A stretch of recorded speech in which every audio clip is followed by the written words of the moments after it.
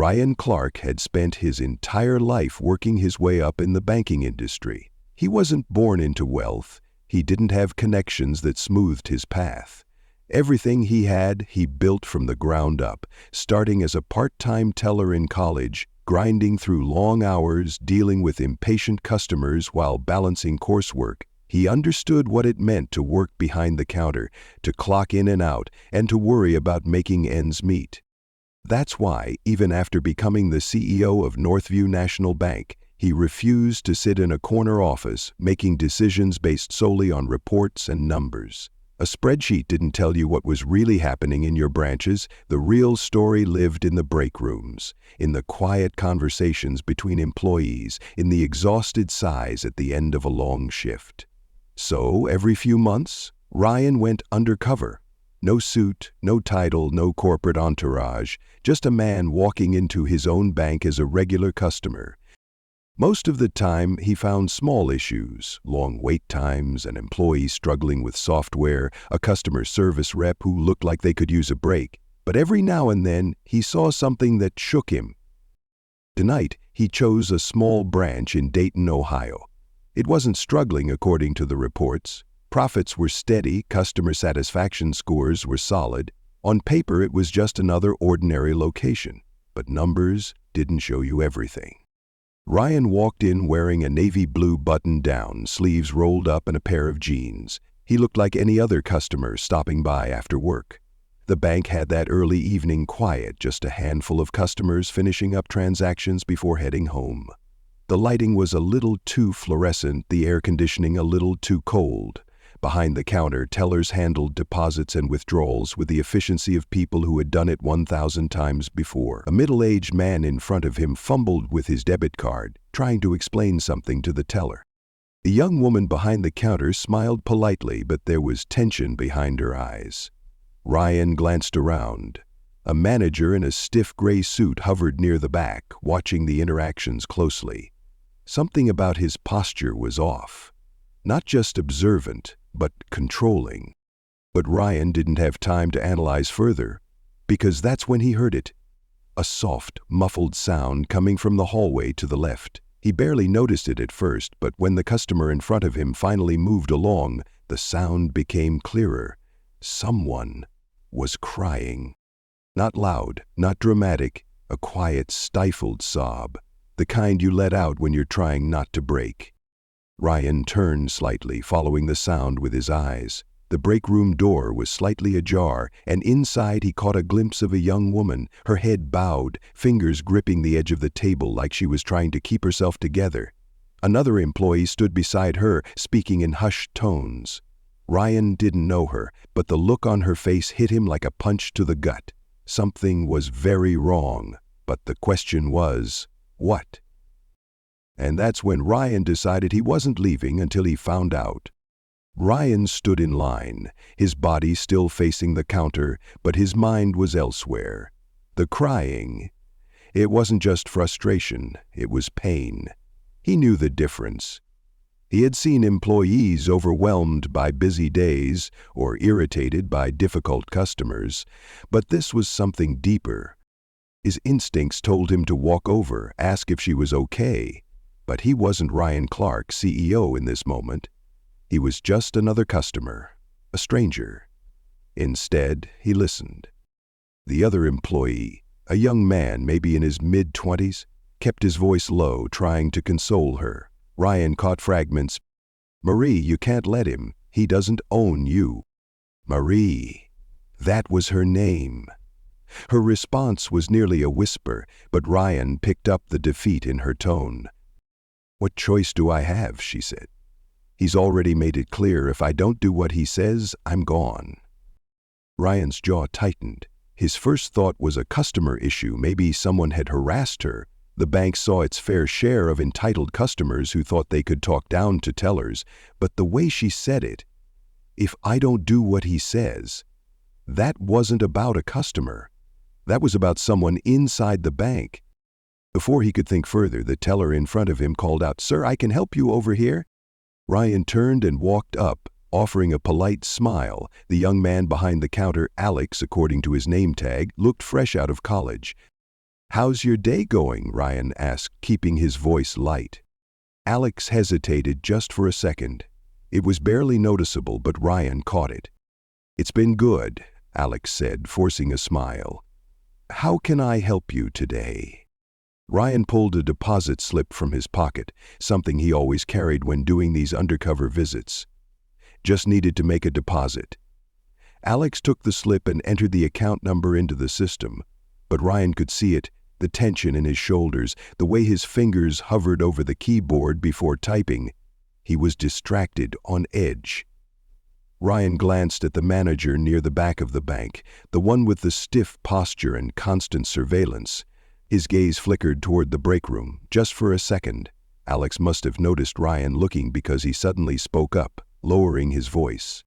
"You work in banking?" Ryan raised an eyebrow. "What makes you ask?" Alex hesitated, then shrugged. "You just seem like you've been in a branch before." Ryan smiled. "Yeah, I used to be a teller, a long time ago." Something in Alex's face shifted, a mix of relief and hesitation, like he wanted to say something but wasn't sure if he should. Ryan gave him a moment, but Alex glanced over his shoulder again toward the manager, and just like that, the opportunity was gone. Alex slid the receipt across the counter. "Here you go, sir. Anything else I can help with?" Ryan took the receipt, but he wasn't done here. "No, I'm good," he said, pocketing it. Then, lowering his voice, he added, "But take care of yourself, Alex." Alex stiffened just for a second, but Ryan saw it. He stepped away from the counter, heading toward the exit, but he had no intention of leaving. Instead, he stopped near the loan officer's desk and pretended to check his phone. From here, he had a perfect view of the break room. Jasmine had wiped her face and was sitting up straight now, but her hand still trembled in her lap. The young man beside her was speaking urgently, shaking his head, but she wasn't meeting his eyes. Then Ryan saw it, the manager, Mr. Stiff Posture, walking toward them. His steps were slow, calculated like a predator approaching prey, and as soon as Jasmine saw him, her entire body tensed. She hurriedly grabbed her phone, stuffing it into her pocket, and stood up like she had been caught doing something wrong. The manager said something Ryan couldn't hear, but whatever it was, Jasmine gave the smallest, almost imperceptible nod. Then she walked past him, head down, and made her way back to the teller stations. Ryan wasn't sure what he had just witnessed, but one thing was clear. Whatever was happening here, it wasn't good. And he wasn't walking away. Ryan watched as Jasmine returned to her station. Her movements were stiff and mechanical. She forced a smile at the next customer, but it didn't reach her eyes. She was running on autopilot, just trying to get through the day. And the manager? He stayed near the break room door, arms crossed, watching. Ryan knew this kind of dynamic. He had seen it before. A toxic workplace always had the same signs: employees who flinched when their supervisor walked by, conversations that stopped the moment a certain person entered the room, the unspoken tension in the air. Not loud, not obvious, but there, if you knew where to look. He had a decision to make. He could leave and handle this from a corporate level, investigating from a distance. That was the safe, professional way. Or he could get his answers now. Ryan took a slow breath, adjusting his posture. If he wanted people to open up, he had to come at this the right way. He scanned the room, looking for an opening. Alex was helping another customer. Jasmine was back at her station, avoiding eye contact with the manager. But the young man who had been in the break room with her, he was standing near the side counter, organizing a stack of deposit slips, his jaw tight. Ryan walked over, keeping his voice casual. "Excuse me, do you have a pen?" The young man looked up, startled. "Oh, yeah, of course." He grabbed one from the cup beside him and handed it over. Ryan took it, but didn't walk away. He glanced at the employee's name tag. "Miles. Hey, Miles," Ryan said, lowering his voice. "I couldn't help but notice your friend seems upset." Miles' expression didn't change, but his grip on the stack of papers tightened. "She's fine." Ryan tilted his head. "She doesn't look fine." Miles swallowed, his eyes darting toward the manager, who was now near the back office, speaking with another employee. Then he exhaled like he was trying to decide whether to trust Ryan or not. "She's not fine," he admitted, his voice barely above a whisper. Ryan leaned in slightly. "Is it a customer issue?" Miles hesitated, and that pause told Ryan everything. "No," Miles muttered. It's her personal business." That was a lie, not because Miles wanted to mislead him, but because he was afraid. Ryan could see it in the way he kept his voice low, how his eyes kept flicking toward the manager.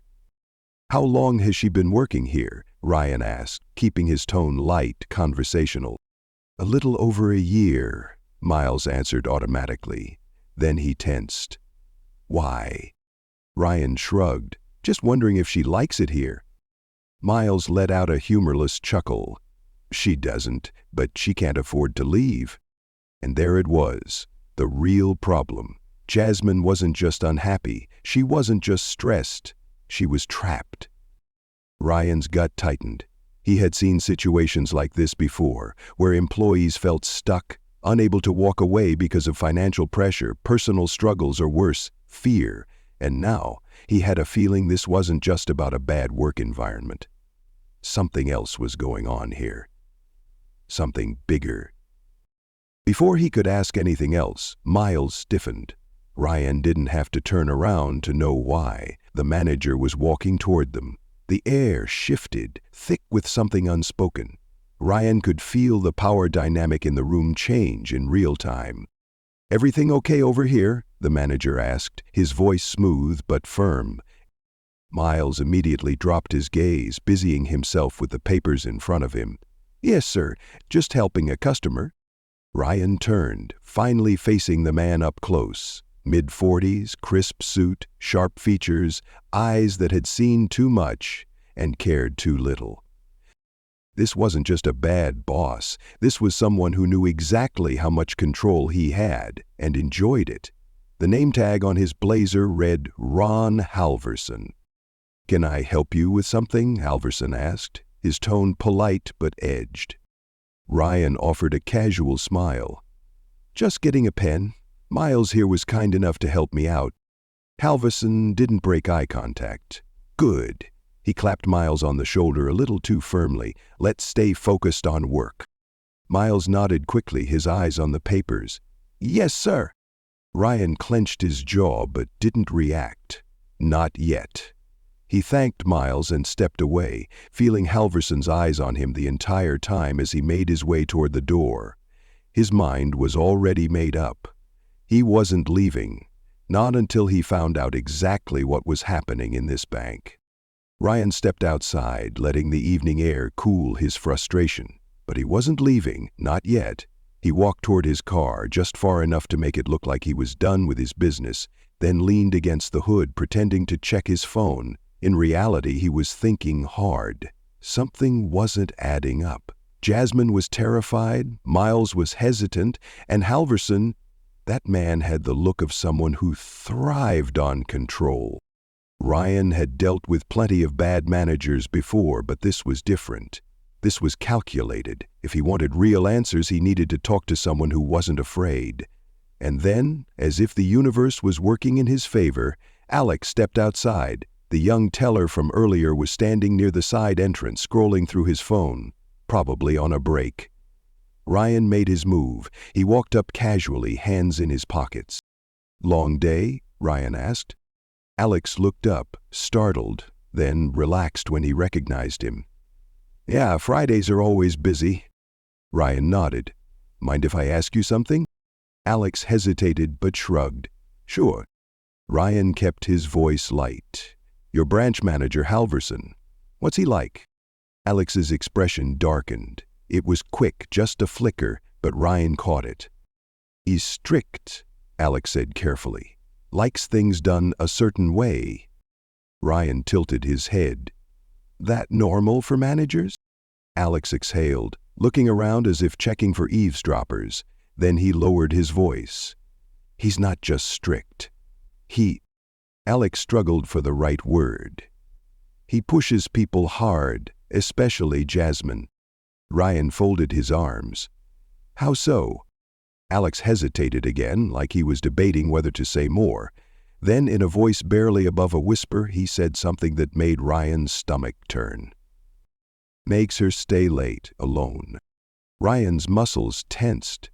She's the only one? He asked, keeping his voice even. Alex nodded. Yeah, and he's always talking to her like she owes him something. I've seen it, man. The way she tenses up when he calls her into his office. It's not normal. Ryan's grip tightened around his arm. He had seen this before. A manager who played power games with employees, singling out the vulnerable ones, making them feel like they had no choice but to obey. She ever say anything about it? Ryan asked. Alex shook his head. No, but she doesn't have to. We all see it. Ryan let out a slow breath. Now, he wasn't just dealing with a toxic boss. He was dealing with a predator. And that changed everything. Thanks for telling me, Alex, Ryan said, patting him on the shoulder. You're a good guy. Alex gave a half smile, but still looked uneasy. Ryan turned, glancing back at the building. Jasmine was still inside, still under Halverson's control. And now Ryan knew exactly what he needed to do. Ryan wasn't waiting. Not when he had seen this pattern before. He had climbed his way up through the banking world, and he knew how easy it was for a man in power to twist the system in his favor. The employees under Halverson's control weren't just uncomfortable, they were afraid. And Jasmine, she was at the center of it. Ryan pushed open the glass doors and walked back inside. The bank was quieter now, fewer customers, fewer witnesses. But Halverson was still there, standing near the teller stations, scanning the room like he owned it. Ryan's footsteps were steady as he crossed the lobby. He didn't stop at the counter. He didn't hesitate. He went straight for Jasmine. She was mid-conversation with a customer, her voice mechanical, her hands steady, but her eyes looked hollow. She saw Ryan approach and tensed slightly, like she expected trouble. Excuse me, Ryan said, just loud enough for the customer to hear. I need to speak with you for a moment. Jasmine blinked, confused. I'm with a customer, sir. The older woman in front of her gave Ryan a sharp look. She's helping me right now. You can wait. But Ryan kept his eyes on Jasmine. It's important, he said. Jasmine swallowed. She apologized to the customer and stepped away from the counter. Halverson noticed immediately. Ryan saw him straighten, his eyes narrowing. He didn't like losing control. Jasmine led Ryan a few steps away, fidgeting with the edge of her blazer. What can I help you with, sir? Ryan took a slow breath. Now was the moment. I know what's happening, Ryan said, keeping his voice low. You don't have to say anything. I just need you to know you're not alone. Jasmine flinched for a second, just a second. She looked like she might break, but she didn't. She shook her head, smiling tightly. I don't know what you mean. Ryan wasn't giving up. Halverson, the late shifts, the way he treats you, I know it's not okay. Jasmine's fingers curled into fists. Fear. That's what this was. And fear meant she thought there were no options left. I can't, she whispered. You can, Ryan said firmly, and you will, because I promise you, he's not untouchable. That's when Halverson walked over. Is there a problem here? He asked smoothly, his eyes flicking between them. Ryan turned to him, keeping his expression neutral. Just having a conversation. Halverson's smile didn't reach his eyes. Well, Jasmine has a job to do. She doesn't have time for private discussions. Jasmine froze at the word private. Ryan didn't miss it. Actually, Ryan said, I think we should have a conversation right now. Halverson's smirk faltered. Excuse me? Ryan didn't respond. Instead, he reached into his pocket and pulled out his wallet. He flipped it open, revealing his executive ID badge from Northview National Bank. Jasmine gasped. Alex, from across the room, stared in shock. Halverson's face went completely blank. "My name is Ryan Clark," he said, his voice steady. "CEO of this bank, and you and I need to talk." The entire room fell silent. Halverson blinked rapidly, his mouth opening then closing. For the first time, he looked nervous. "Sir, I didn't realize—" "No, you didn't," Ryan said, stepping closer. "And that's the problem."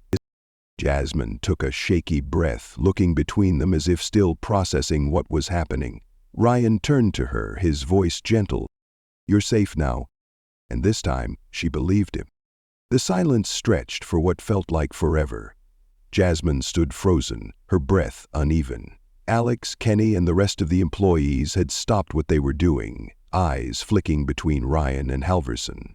Customers whispered among themselves, sensing something bigger than an ordinary work dispute. But Ryan, he didn't break eye contact with Halverson. "You and I need to talk in your office," Ryan said, his voice steady but firm. Halverson opened his mouth, then shut it.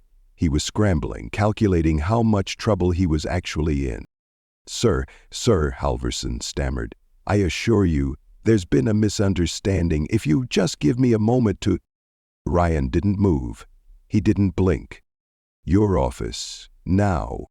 Halverson swallowed hard, his confidence cracking.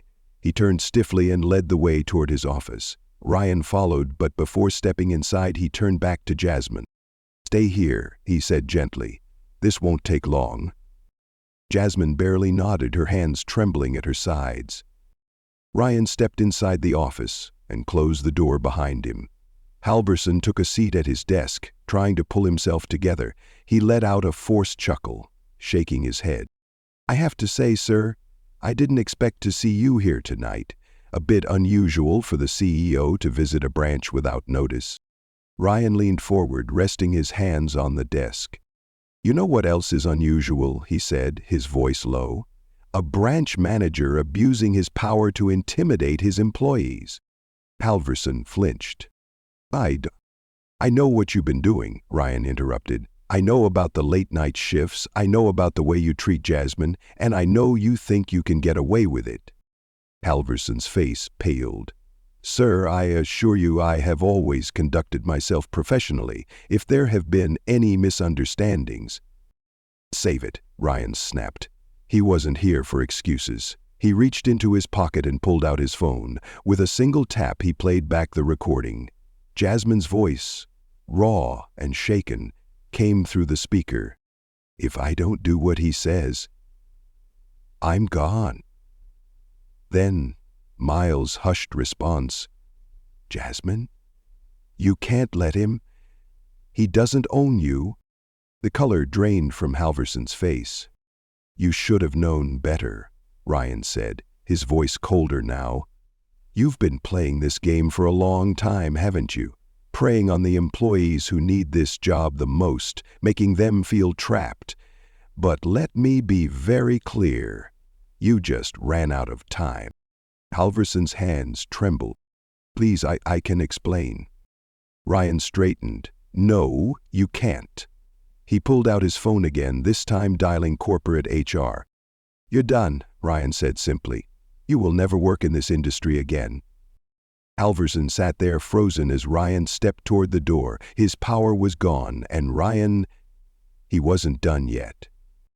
When Ryan walked out of the office, the tension in the lobby was thick. Jasmine, Alex, Kenny, everyone was waiting. Ryan took a breath, then looked directly at Jasmine. "He's gone," he said softly. "You're safe." Her lips parted slightly, her breath catching, disbelief, relief. Then, for the first time that night, her shoulders relaxed. Alex let out a slow exhale. Kenny looked stunned. Other employees exchanged glances as if they weren't sure whether to believe what they had just witnessed, but Ryan knew this wasn't the end. He turned to the team. "You've all been working under someone who didn't deserve his position. That changes now." Jasmine wiped at her eyes, swallowing hard. "What happens next?" Ryan gave her a small, reassuring smile. "You tell me." Jasmine stared at Ryan, processing his words. "You tell me." For the first time in over a year, she felt something unfamiliar. Control. She glanced at Alex, who was still in shock, and then at Kenny, who gave a small, hesitant nod. They were all waiting for her to speak. Jasmine took a shaky breath. I don't want anyone else to go through this. Not here, not anywhere. Ryan nodded. And they won't. He turned to the rest of the employees. From now on, this branch is under direct review. We'll be making changes, not just replacing Halverson, but making sure no one else like him gets this kind of power again. The room was quiet, but the weight of his words settled in. Then Alex spoke up. Sir, I don't mean to overstep. Ryan's gaze sharpened. Go on. Alex hesitated, but then took a step forward. His voice was stronger now. The way things work here, it's not just one bad manager. The pressure, the way we're treated, the fear of speaking up, it's bigger than just this branch. Kenny nodded in agreement. A lot of us feel like we have no choice but to put up with it because the second we complain, we're out of a job. Jasmine looked down, guilt flickering across her face. I wanted to leave so many times, she admitted, but I couldn't afford to, and I thought maybe this was normal. Ryan's jaw tightened. This was why he went undercover, not because of numbers, not because of performance reviews, but because the real problems were the ones hidden beneath the surface. He took a deep breath. This stops today. Everyone watched him, waiting for what came next. I don't just want to fix this branch, Ryan said. I want to fix the system, and I'll need your help to do that. That means transparency, that means trust, that means if something is wrong, you speak up. Jasmine still looked uncertain. And if we do, will anyone actually listen? She asked. Ryan met her eyes. I will. Jasmine studied him for a long moment, then finally she nodded. For the first time that night, she looked like she believed it. An hour later, Ryan sat in his car, watching the employees slowly lock up for the night. Jasmine walked out with Alex and Kenny. The three of them were talking quietly. They looked lighter, like the weight of the last year had finally started to lift. Ryan exhaled, running a hand over his face. This had been one branch, one manager in one location. But how many more were out there? How many employees, just like Jasmine, were afraid to speak up? How many times had he looked at a spreadsheet and thought everything was fine when it wasn't? Being a leader wasn't just about profit margins or efficiency, it was about people. And tonight he had been reminded of exactly why he did this job. Too often, people in power look the other way. They see employees as numbers, not human beings. But leadership isn't about control. It's about responsibility. If you ever feel trapped in a situation where someone is abusing their power, speak up, Ryan thought. And if you see someone else struggling, don't stay silent. Because sometimes all it takes is one person to break the cycle. And if this story resonated with you, share it. You never know who might need to hear it.